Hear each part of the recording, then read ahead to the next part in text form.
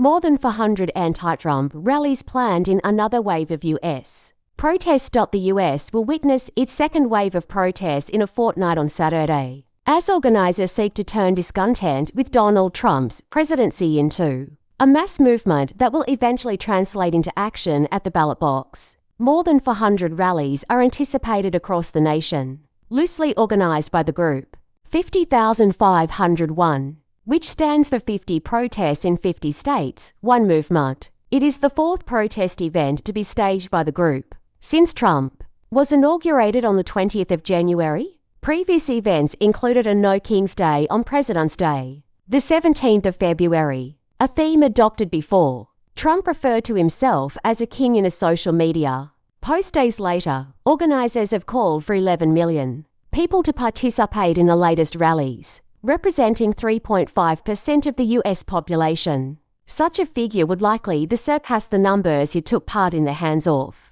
rallies staged on the 5th of April, when 1,200 demonstrations were staged across the U.S. to register opposition to Trump's assault on government, agencies and institutions, spearheaded by the president's chief lieutenant, the tech billionaire Elon Musk, and his unofficial Department of Government Efficiency Doge unit, Indivisible, the progressive movement behind the hands-off event, said it was seeking to send a message to opposition politicians and ordinary voters that vocal resistance to Trump's policies was essential. It also said it was seeking to build momentum that would lead to further and larger protests. Heather Dunn, a spokesperson for 50,501, said the goal of Saturday's protests is to protect our democracy against the rise of authoritarianism under the Trump administration. She called the group a pro-democracy, pro-constitution, anti-executive overreach,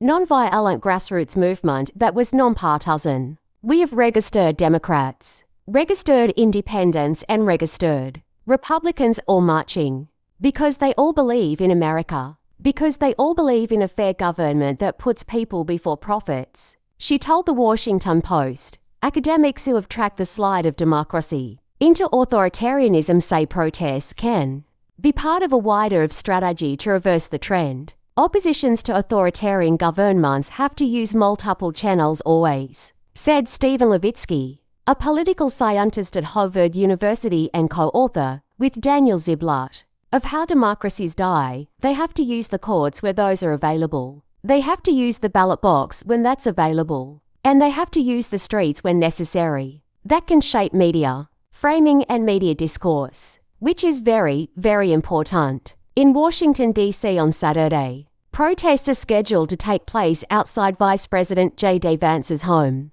on the grounds of the Washington Naval Observatory, as well as in Lafayette Square. A march is planned starting nearby.